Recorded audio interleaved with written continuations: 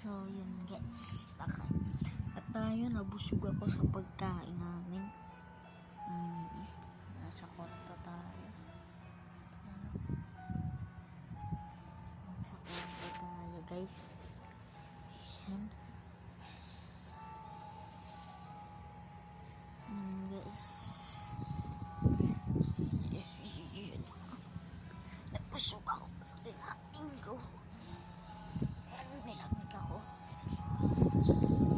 Nilamig ako. Yan.